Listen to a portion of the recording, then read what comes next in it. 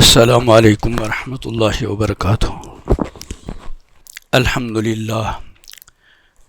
للہ نحمده ونستعینه ونستغفره ونعوذ باللہ من شرور انفسنا ومن سیئات اعمالنا من يهده الله فلا مضل له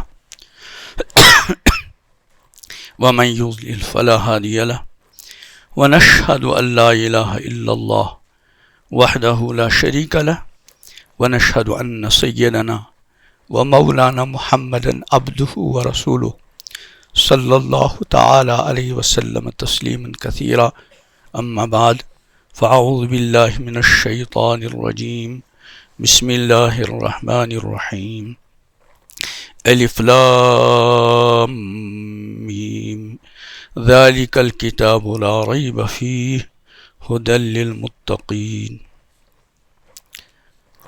وقال رسول الله صلى الله عليه وسلم ما اجتمع قوم في بيت من بيوت الله يتلون كتاب الله ويتدارسونه فيما بينهم إلا حفتهم الملائكة وغشيتهم الرحمة ونزلت عليهم السكينة وذكرهم الله في من عنده وقال عليه الصلاة والسلام القرآن حجة لك أو عليك أو كما قال رسول الله صلى الله عليه وسلم صدق الله مولانا العظيم وصدق رسوله النبي الكريم ونحن على ذلك من الشاهدين والشاكرين والحمد لله رب العالمين اللهم صل على سيدنا محمد وعلى آل سيدنا محمد وأصحاب سيدنا محمد وبارك وسلم اللهم صل على محمد وعلى آل محمد كما صليت على إبراهيم وعلى آل إبراهيم إنك حميد مجيد اللهم بارك على محمد وعلى آل محمد كما باركت على إبراهيم وعلى آل إبراهيم إنك حميد مجيد اللهم صل وسلم وبارك ورحم وترحم وتحنن على سيدنا وحبيبنا وشفيعنا ومولانا محمد وعلى آله وأصحابه وأزواجه وذرياته وأهل بيته عدد خلقك ورضا نفسك وزينة عرشك ومداد كلماتك أفضل الصلوات وأزكى التسليمات دائما أبدا جزا الله عنا محمدا صلى الله عليه وسلم ما هو أهله جزا الله عنا محمد صلى الله عليه وسلم ما هو أهله جزا الله عنا محمدا صلى الله عليه وسلم ما هو أهله ما شاء الله كان وما لم يشأ لم يكن ما شاء الله كان وما لم يشأ لم يكن ما شاء الله كان وما لم يشأ لم يكن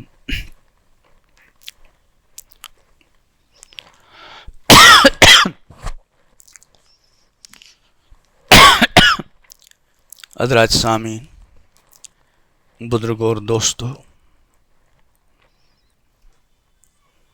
یہ مبارک مجلس قرآن مقدس کی نسبت سے ہے، اور اللہ نے اپنے فضل سے ہمیں اس عظیم نسبت پر جمع فرمایا ہے۔ اللہ تعالی ہمارے اس جمع ہونے کو اپنی بارگاہ میں قبول فرمائے، اور اس مجلس کو ہم سب کے لیے قرآن مقدس کے ساتھ مضبوط اور مستحکم رشتے کا ذریعہ بنائے۔ یہاں انشاءاللہ ہمارے جو علماء اور خطبہ ہیں انشاءاللہ ان کی تفصیلی بیانات آپ سنیں گے۔ میں کچھ تمہیدی باتیں آپ کی خدمت میں گزارش کروں گا، اللہ تعالیٰ مجھے وہ کہنے کی توفیق دے جو میرے لیے بھی اور آپ کے لیے بھی ہر اعتبار سے مفید اور کارآمد ہو۔ سب سے پہلی گزارش یہ ہے کہ ہم سب اپنے دلوں کی کھڑکیوں کو کھول کر رکھ دیں اور اس طلب کے ساتھ بیٹھ جائیں کہ ہمیں ہر مقرر سے، ہر واعظ سے کچھ حاصل کر کے جانا ہے۔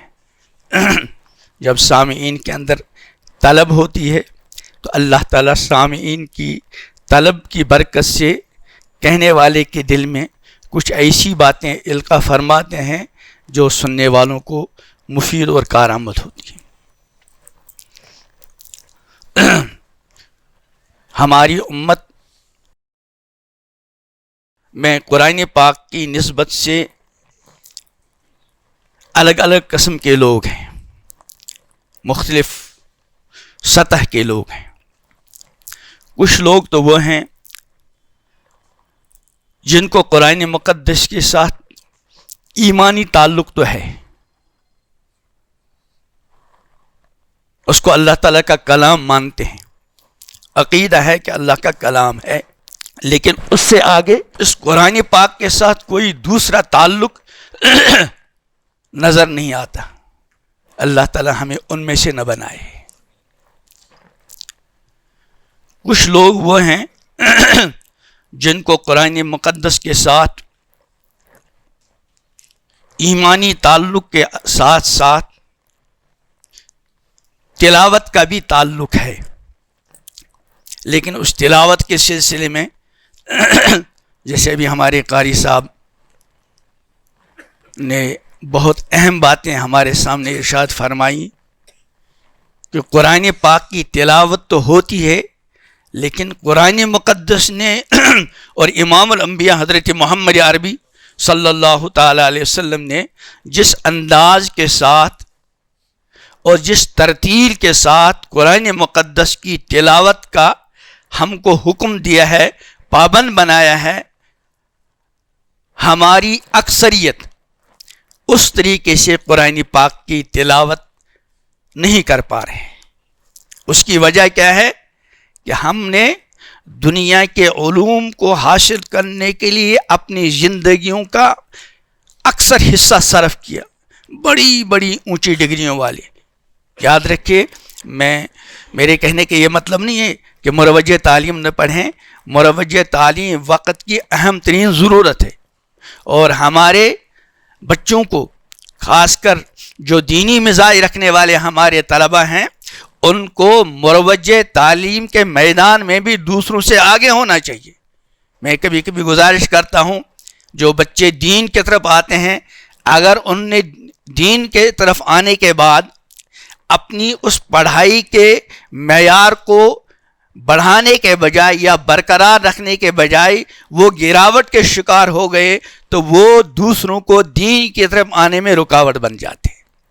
اس لیے میں اکثر گزارش کیا کرتا ہوں اپنے ان دوستوں سے جن کو اللہ نے دین کا فہم عطا کیا ہے اور دین کے ساتھ اللہ کے فضل سے ان کا عملی تعلق ہے، انہیں دین کی طرف آنے کے بعد اپنی جو مروجہ تعلیم کا میدان ہے اس میں دوسروں سے آگے ہونا چاہیے، دو نیتوں کے ساتھ۔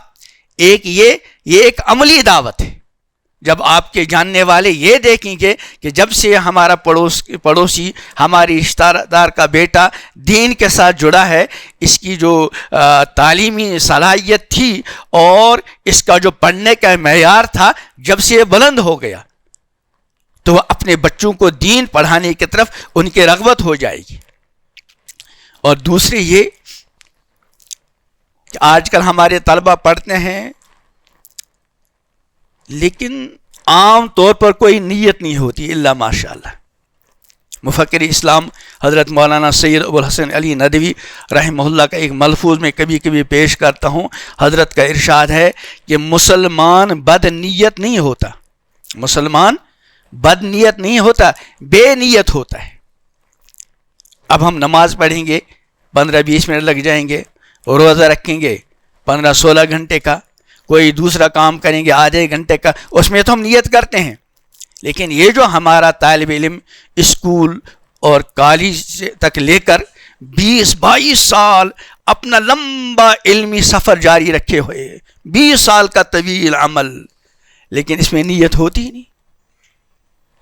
حالانکہ حدیث میں کیا ہے، انما الاعمال بالنیات وانما لامرئ ما نوى، یہ اعمال کا دار و مدار نیتوں پر ہے، اور انسان کے لیے وہی ہے جس نے اس نے نیت کی۔ یہ جو 20 سال کا طویل عمل ہے اس کا دار و مدار بھی کس پر ہے؟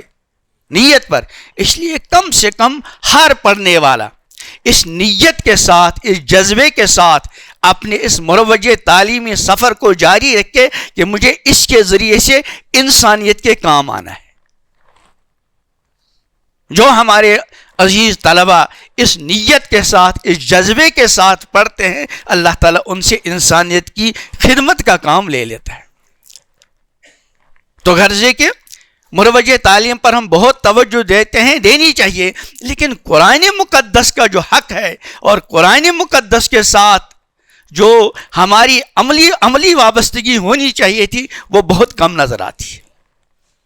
تو ہمارے ان دیندار لوگوں کا طبقہ جن کو قرآن پاک کے ساتھ عملی تعلق ہے، وہ روزانہ کی بنیاد پر قرآن پاک کی تلاوت کرتے بھی ہیں، لیکن قرآن پاک صحیح تلفظ کے ساتھ پڑھنا نہیں آتا.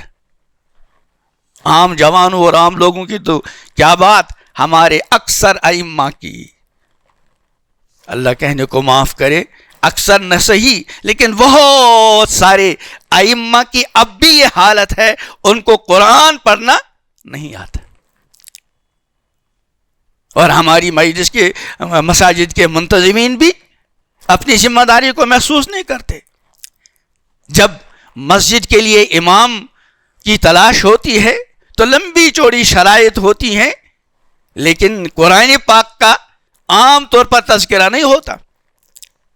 حالانکہ امام الانبیاء حضرت محمد عربی صلی اللہ علیہ وسلم جن کی جگہ پر یہ امامت کر رہا ہے، انہوں نے کیا فرمایا؟ لِيَؤُمُّكُمْ أَقْرَأَكُمْ، تمہاری امامت وہ کرے جو تم میں قرآن پاک کا سب سے زیادہ ماہر ہو.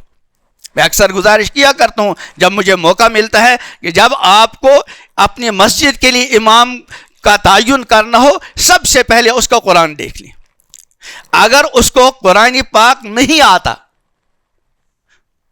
اگر اس کو قرآن پاک صحیح تلفظ کے ساتھ پڑھنا نہیں آتا، چاہے وہ بظاہر علم کے اونچے معیار پر ہو، اس کے واعظ و نصیحت سے انسان تو کیا پتھر بھی روتے ہوں، وہ بزرگ ہو، وہ صاحب کرامت ہو، لیکن اس سے ادب کے ساتھ گزارش کیجئے کہ آپ اس جگہ کے لائق نہیں، آپ کا قرآن ٹھیک نہیں ہے. ہمارے یہاں بہت سارے لوگ 5 وقت کی نماز تو پڑھتے نہیں، جمعہ پڑھتے ہیں، اور جمعے کے انتخاب میں بھی کیا کرتے ہیں، ایسی جگہ کی تلاش ہوتی ہے جہاں کوئی اچھا خطیب ہو، وہ ہم کو رلائے. اور بعض مرتبہ وہ رلانے والا خطیب ایسی باتیں کہتا ہے جن کی کہیں بنیاد ہی نہ ہو، اور پھر جب نماز پڑھانے کا موقع آتا ہے اس امام صاحب کو قرآن ٹھیک نہیں. انہیں ہفتے میں ایک نماز پڑھی، لیکن اس نماز کو بھی خطیب صاحب کی خطابت پر قربان کر دیا، اور ایسے امام کے پیچھے نماز پڑھی جس کو قرآن پڑھنا ہی نہیں آتا.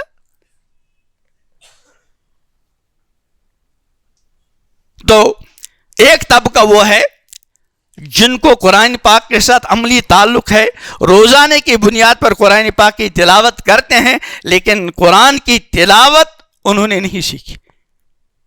میں اکثر دیکھا کرتا ہوں ہماری بہت ساری مساجد میں فرض نمازوں کے بعد آیت الکرسی پڑھنے کا معمول ہے. 3 غلطیاں عام: لا تأخذہ سنۃ، ولا یعودہ کو بہت سے ولا یہودہ، ولا یحیطونہ کو پڑھتے ہیں ولا یحیطونہ. وہ بیچارہ امام صاحب کی بھی یا تو بیچارہ وہ بھی ایسا ہے یا بے حس ہے. اس سے بڑی کیا بے حسی ہوگی؟ وہ 10 سال سے نماز پڑھا رہا ہے، 5 سال سے نماز پڑھ رہا ہے، اور اس کے مقتدی روزانہ آیت الکرسی میں 3 فوج غلطیاں کرتے ہیں، لیکن امام صاحب کو بھی توفیق نہیں ہوتی کہ اپنے اس مقتدی کی آیت الکرسی ٹھیک کرا دیں. اذان اقامت کا معاملہ بھی ہمارے قاری صاحب نے آپ کے سامنے بیان فرمایا. ہمارے حضرت مولانا ابرار الحق صاحب رحمۃ اللہ علیہ، ان کی یہاں کوئی بڑے سے بڑا عالم جاتا تو اذان اور اقامت سنتے تھے. یہ اذان دینے والا ایک نمائندہ ہے، اس کو یہ نمائندگی سیکھنی چاہیے. تو بہرحال میں عرض کر رہا تھا ایک طبقہ وہ ہے جن کو قرآن پڑھنا تو آتا ہے، قرآن تو پڑھتے ہیں، تلاوت کرتے ہیں، لیکن تلاوت کرنے نہیں آتی۔ اگر اس مجمع میں اس طرح کا کوئی ہمارا جوان ہو، اللہ تعالیٰ ان جوانوں کی جوانیوں کو اپنی بارگاہ میں قبول کرے، اور ان ساری جوانیوں کو اللہ تعالیٰ اپنی عبادت و بندگی کے لیے، اپنے قرآن مقدس کی عظیم خدمات کے لیے، دین کی ہمہ جہت خدمات کے لیے اور پوری انسانیت کے کام آنے کے لیے جوانوں کو قبول کرے۔ سب ارادہ کریں گے کہ اگر ہم کو قرآن پاک ٹھیک پڑھنا نہیں آتا، آج کی اس قرآن پاک کی نسبت سے اس مجلس میں ہم یہ عہد کر کے اٹھتے ہیں، ہم کل ہی سے اپنا قرآن صحیح کرنے کے لیے کسی بہتر قاری کا انشاءاللہ انتخاب کریں گے۔ دوسری جماعت وہ ہے کہ بہت سے لوگ ہیں کہ قرآن پڑھتے بھی ہیں، قرآن پڑھائے صحیح تلفظ کے ساتھ، لیکن تلاوت کی پابندی نہیں۔ میری اکثر عادت ہے کہ بھی مغرب کے بعد یا کسی اور موقع پر مساجد میں بات کرنے کا موقع ملا کرتا ہے، تو میں کبھی کبھی، اور ہمارے یہاں مجلس ہوتی ہے سوموار کو، میں وہاں بھی کبھی کبھی 15 دن میں 20 دن میں گزارش کرتا ذرا ہاتھ اٹھا کس کس نے تلاوت کی، مساجد میں ہاتھ اٹھا کس کس نے تلاوت کی، بہت کم ہاتھ اٹھتے ہیں۔ اور پھر میں عرض کرتا ہوں یہ ان لوگوں کا حال ہے جن کو دین کے ساتھ، قرآن کے ساتھ عملی تعلق ہے۔ اس وقت جو ہم یہاں جمع ہیں اور عام طور پر جو مساجد میں جمع ہوتے ہیں وعظ و نصیحت کے موقع پر، وہ وہی لوگ تو ہیں جن کو دین کے ساتھ عملی تعلق ہے۔ اس عملی تعلق ہی نے ہمیں اور ان لوگوں کو اللہ کے گھر میں یا کسی دینی مجلس میں جمع کیا ہے۔ تو عملی تعلق رکھنے والے بھی قرآن مقدس کی تلاوت پابندی سے نہیں کر پاتے، اور اس کی بڑی وجہ کیا ہے کہ قرآن مقدس کی تلاوت کے لیے کوئی وقت متعین نہیں کرتے، اور جب تک کسی عمل کے لیے، کسی کام کے لیے آپ وقت متعین نہیں کریں گے تو اس پر پابندی نہیں ہو پائے گی۔ اللہ پاک نے تو اپنے محبوب حضرت محمد عربی صلی اللہ علیہ وسلم کے لیے قرآن پاک کی تلاوت کا وقت خود متعین فرمایا۔ یا ایھا المزمل قم اللیل الا قلیلا نصفہ او انقص منہ او زد علیہ، رات کو اٹھیے، رات کا وقت، اور فرمایا آدھی رات ہو، 1/3 ہو، 2/3، اس سے کچھ کم زیادہ ہو، کرنا کیا ہے؟ بس 2 کام، وَرَتِّلِ الْقُرْآنَ، تردید کے ساتھ قرآن آپ پڑھا کیجیے۔ امام الانبیاء حضرت محمد عربی صلی اللہ علیہ وسلم ترتیل کے ساتھ پڑھتے، اور کتنا پڑھتے، بعض مرتبہ بھائی مبارک پر ورم آ جاتا، ورم، اور صرف تنہا پیغمبر کریم علیہ السلام نہیں، صحابہ کا بھی حال قرآن اللہ نے بیان کیا۔ ان ربک یعلم انک تقوم ادنی من ثلثی اللیل ونصفہ وثلثہ وطائفۃ من الذین معک۔ صحابہ کے دور میں جو قرآن کی تلاوت کا معمول تھا وہ راتوں کو اٹھنا تھا، راتوں کو اٹھ کر۔ اسی لیے کسی صحابی یا کسی تابعی نے اپنے بچے کی شکایت کی کہ میرے اس بچے کے اندر خامی ہے، یہ فجر کے بعد تلاوت کرتا ہے۔ یعنی فجر کے بعد تلاوت کرنا یہ معیوب مانا جاتا تھا، کس نسبت، کس کے مقابلے میں؟ یعنی اصل تلاوت کا وقت تو کون سا تھا؟ رات کا، راتوں کو اٹھے۔ اور رمضان مبارک کا مبارک مہینہ ہے، ہمیں ان راتوں میں بھی عام طور پر توفیق نہیں ہوتی۔ میں اکثر گزارش کیا کرتا ہوں رمضان سے پہلے، رمضان کے شروعات میں، کہ ہم اٹھتے ہیں سب سحری کھانے کے لیے، سحری کھانے اٹھ گئے، وضو کر لیا، اب دیکھا ابھی 5-10 منٹ ہیں، جلدی چند رکعتیں پڑھ لی۔ نہیں، سحری کے لیے نہیں اٹھے آپ، اس لیے اٹھیں کہ مجھے رمضان مبارک کی رات میں زیادہ سے زیادہ تلاوت نماز میں کرنی ہے۔ رمضان مبارک کا خاص وظیفہ دن کا روزہ اور رات کا قیام۔ من قام رمضان ایمانا و احتسابا غفر له ما تقدم من ذنبه۔ اور دوسری روایت من قام لیلۃ القدر ایمانا و احتسابا غفر له ما تقدم من ذنبه۔ یہاں قامہ کے معنی جو کھڑا رہا، حالانکہ مراد نماز ہے، لیکن یہ جو رات کی نماز ہے رمضان مبارک کی نماز ہے، اس نماز کا اہم حصہ جو ہے وہ قرآن ہے۔ تو میں عرض کر رہا تھا کہ تلاوت کی پر جو پابندی نہیں ہو پاتی، اس کی وجہ یہ ہے کہ ہم قرآن پاک کی تلاوت کے لیے وقت متعین نہیں کرتے۔ اس لیے آج یہ عہد کر کے نکلیں ہم انشاءاللہ کہ ہم روزانہ اپنی تلاوت کے لیے وقت مقرر کریں گے کہ فلاں وقت سے فلاں وقت تک میری تلاوت کا وقت ہے، مجھے کوئی دوسرا کام کرنا ہی نہیں اس وقت۔ ہاں کوئی مجبوری آ جائے اس وقت دوسرے وقت تلافی کریں، لیکن عام طور پر جو آپ نے تلاوت کا وقت متعین کیا ہے اس وقت قرآن پاک کی تلاوت کریں۔ ایک طبقہ وہ ہے جو قرآن پاک کی تلاوت بھی کرتے ہیں، ترتیل کے ساتھ بھی پڑھتے ہیں، لیکن قرآن مقدس کا جو ایک عظیم حق ہے، اس قرآن مقدس کو سمجھ کر پڑھنا، اس سمجھ کر پڑھنے سے ہماری ملت کی اکثریت محروم ہے۔ اللہ محرومی سے بچائے، اللہ محرومی سے بچائے۔ یہ قرآن مقدس یہ کتاب ہدایت ہے۔ دنیا بھر کے علوم، کوئی بڑا آدمی ہو بظاہر اور وہ کوئی بات کہے، لیکن وہ لیکچر دے، تقریر کرے انگریزی میں، یا وہ تقریر کرے ہندی میں، یا کسی ایسی زبان میں جو ہم کو نہیں آتی، ہم کو اس وقت تک چین نہیں آئے گا جب تک کہ ہم اپنے کسی اس زبان کے جاننے والے ساتھی سے اس کا کم از کم خلاصہ معلوم نہ کریں۔ کسی کے بیٹے کا رات کو خط آیا، اب تک خطوط آتے نہیں، پہلے خطوط کا زمانہ تھا۔ اب اگر کسی ایسی زبان میں اس نے لکھا کہ اس کو پڑھنا آتا نہیں، گھر میں کوئی ہے نہیں، عشاء کے وقت خط آیا، وہ بے چین ہے، رات کو کسی کے پاس جائے گا اور اس وقت اس کو چین نہیں آئے گا، نیند نہیں آئے گی جب تک کہ اپنے بچے کے اس پیغام کو وہ سمجھ نہ لے۔ اور یہاں زندگی کے 20 سال گزر گئے، 30 سال گزر گئے، ایمان کی حالت میں بڑی بڑی ڈگریاں حاصل کی، انگریزی میں مہارت حاصل کی، لیکن زندگی میں ایک مرتبہ بھی یہ سمجھنے کی فکر اور کوشش نہیں کی کہ میرے سامنے قرآن مقدس کا خلاصہ آ جائے۔ اس لیے آج ہم یہ طے کر کے جائیں گے انشاءاللہ، ہم جس طرح قرآن پاک کی تلاوت کرتے ہیں اسی طرح ہم قرآن مقدس کو سمجھنے کی بھی کوشش کریں گے۔ قرآن مقدس کے سمجھنے کا اصل ذریعہ تو وہ ہے کہ قرآن کے جو ماہر علماء ہیں ان کی خدمت میں رہیں، ان کی رہبری میں قرآن مقدس کی تعلیم کو حاصل کریں، وقت نکالیں اس کے لیے،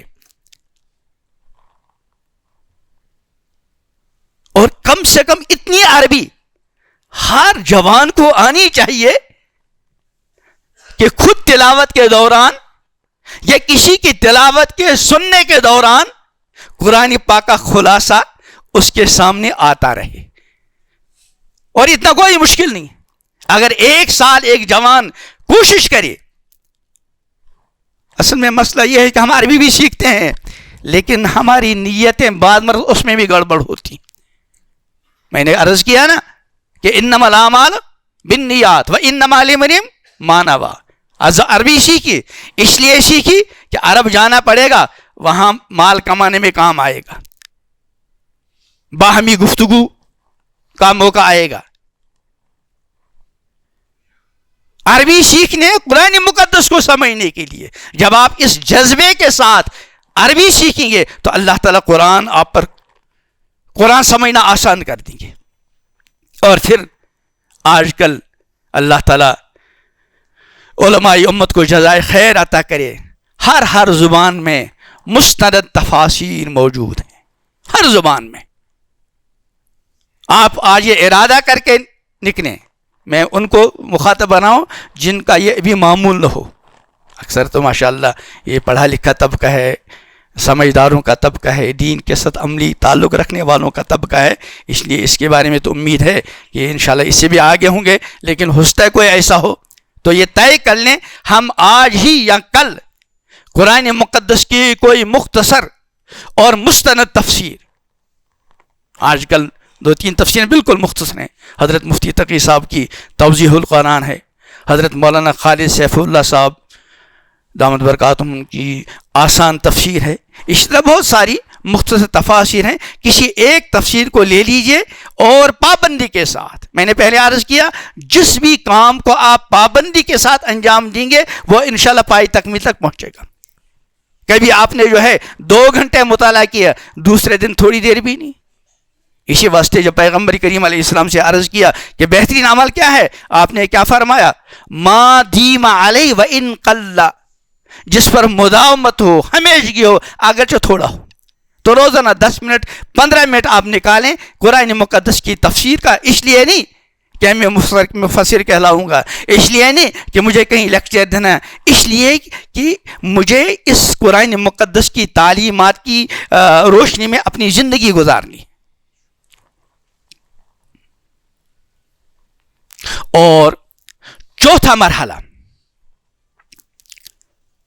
اس قرآن مقدس کے آئینے میں اپنی عملی زندگی کا محاسبہ کریں، جانچیں کہ میری زندگی کا کون سا شعبہ قرآنی تعلیمات کے مطابق گزرتا ہے اور زندگی کے کس شعبے میں میں خدا نخواستہ قرآنی تعلیمات سے ہٹا ہوا ہوں.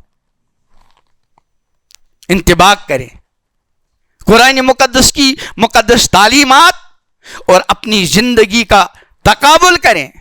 جہاں جہاں آپ کو اپنی زندگی کا کوئی شعبہ، اور ظاہر بات ہے قرآن مقدس کی تعلیمات زندگی کے تمام شعبوں اور بدن کے اہم ترین اعضاء سے متعلق، آپ قرآن پاک کی تعلیمات کی روشنی میں اپنی آنکھوں کے دیکھنے کا موازنہ کریں. اور قرآن کہتا ہے قُلْ لِلْمُؤْمِنِينَ يَغُضُّوا مِنْ أَبْصَارِهِمْ وَيَحْفَظُوا فُرُوجَهُمْ، کہہ دیجئے مومن مردوں کو اپنی نگاہ جھکائیں، اپنی شرمگاہوں کی حفاظت کریں. وَقُلْ لِلْمُؤْمِنَاتِ يَغْضُضْنَ مِنْ أَبْصَارِهِنَّ وَيَحْفَظْنَ فُرُوجَهُنَّ. قرآن مقدس کی تعلیمات کی روشنی میں اپنی آنکھوں کے دیکھنے کا موازنہ کرے قرآن پاک کی تعلیمات کے ساتھ. اگر لگے کہ میری آنکھ اور میری آنکھ کا دیکھنا قرآنی تعلیمات کے خلاف جا رہا ہے، پہلی فرصت میں اللہ کی بارگاہ میں توبہ کر لیجیے. زبان کا بولنا، ما یلفظ من قول الا لدیہ رقیب عتید ولا یغتب بعضکم بعضا ولا تلمزوا انفسکم. قرآن مقدس کی روشنی میں اپنی زبانی کی جو گفتگو ہے اس کا موازنہ کریں، اس کو دیکھیں. اپنی تجارت کو دیکھیں. رجال لا تلہیہم تجارت ولا بیع عن ذکر اللہ. اپنی زندگی کو قرآن مقدس کے مطابق بنانے کے جذبے کے ساتھ قرآن مقدس کا مطالعہ کریں. اور اس قرآن مقدس کے ساتھ اپنے رشتے کو مستحکم کرنے کے لیے، مضبوط کرنے کے لیے امام الانبیاء حضرت محمد عربی صلی اللہ علیہ وسلم کا قرآن مقدس کے ساتھ کیا والہانہ تعلق تھا، اس کو پڑھیں اور اس والہانہ تعلق کو اپنے اندر پیدا کرنے کی کوشش کریں. قرآن مقدس کو سمجھنے کے لیے کچھ چیزیں تو ہمارے اختیار میں ہیں.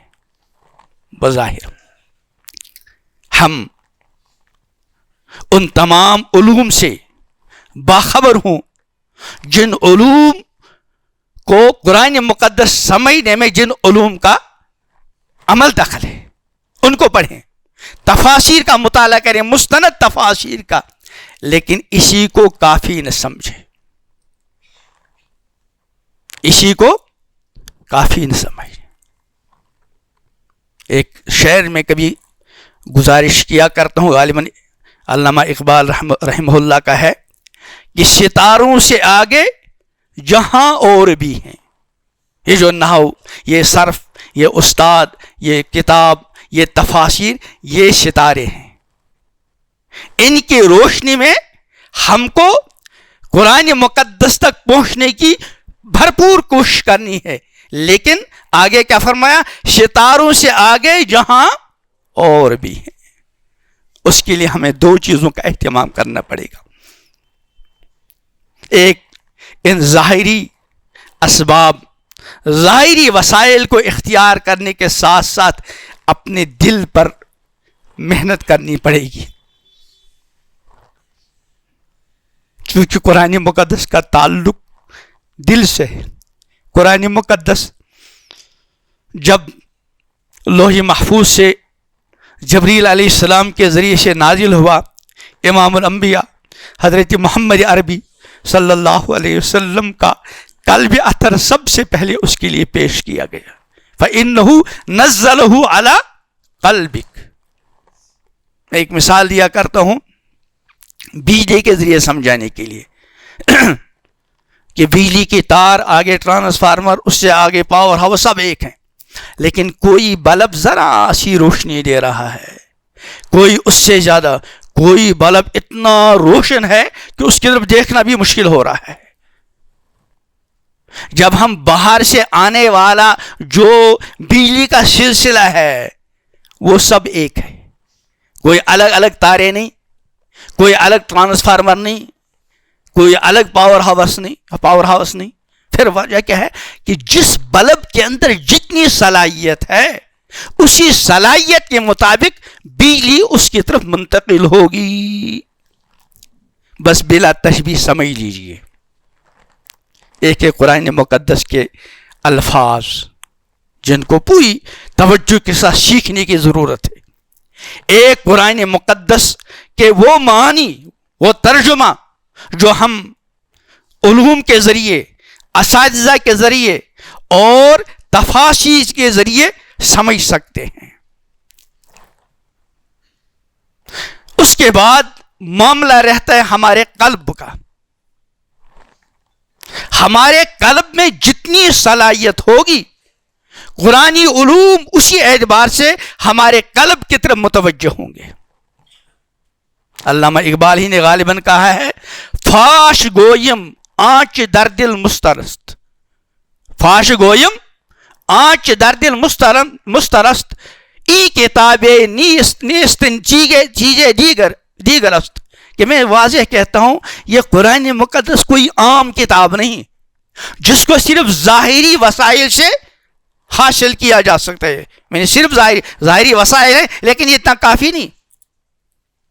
فاش گوئم آنچ دل در دل مستر ای کتابیں چیزیں دیگر است، یہ کچھ اور ہے. تو یہ کچھ اور ہے، اس کو سمجھنے کے لیے ایک تو اپنے دل کو ٹھیک کرنا پڑے گا، اپنے اندر تقوی پیدا کرنا پڑے گا. اسی لیے قرآن مقدس کی جو آیت میں نے پڑھی کہ الف لام میم ذالک الکتاب لا ریب فیہ ھدی للمتقین وانہ تذکرۃ للمتقین. جس قدر بندے کے اندر جتنا تقوی ہوگا اللہ کا کلام اسی درجے اس پر کھل جائے گا. اور پھر پیغمبر کریم علیہ السلام کی اقتداء میں اور آپ کے نقش قدم پر چلتے ہوئے آپ اللہ سے قرآن مانگا کریں. اللہ اکبر، اللہ اکبر. قرآن امام الانبیاء حضرت محمد عربی صلی اللہ علیہ وسلم پر نازل ہوا، لیکن اس نازل ہونے کے باوجود پیغمبر علیہ السلام اللہ سے قرآن مانگتے ہیں، اور مانگنے کا انداز اللہ اکبر، اللہ اکبر. ایک دعا ہے، اللہم انی اسألک بکل اسم ہوا لک سمیت بہ نفسک او انزلتہ فی کتابک او علمتہ احدا من خلقک او استأثرت فی علم الغیب عندک ان تجعل القرآن العظیم ربیع قلبی ونور بصری وجلا حزنی وذهاب ہمی وغمی اللہم ذکرنی منہما نسیت وعلمنی منہما جہلت وارزقنی تلاوتہ آناء اللیل وآناء النہار واجعلہ لی حجتا یا رب العالمین۔ اس ارادے کے ساتھ اس مبارک مجلس سے اٹھیں گے کہ آج کے بعد ہمارا قرآن پاک کے ساتھ رشتے میں ہم ایک تجدید کا ارادہ کر کے اٹھیں گے اور دن بدن ہم اپنا رشتہ قرآن مقدس کے تو مستحکم کر دیں گے۔ اللہ تعالیٰ ان گزارشات کو، اگر ان میں کوئی غلطی ہوئی اللہ معاف کرے، اور جو کوئی فائدے کی بات گزارش اللہ کے فضل سے کہی گئی اللہ تعالیٰ مجھے بھی عمل کی توفیق عطا فرمائیں، آپ حضرات کو بھی عمل کی توفیق عطا فرمائیں، اور یہ مبارک مجلس ہم سب کے لیے قرآن مقدس کے ساتھ ایک مستحکم اور مضبوط رشتے کا ذریعہ بن جائے۔ ربنا تقبل منا انک انت السمیع العلیم۔ السلام علیکم ورحمۃ اللہ۔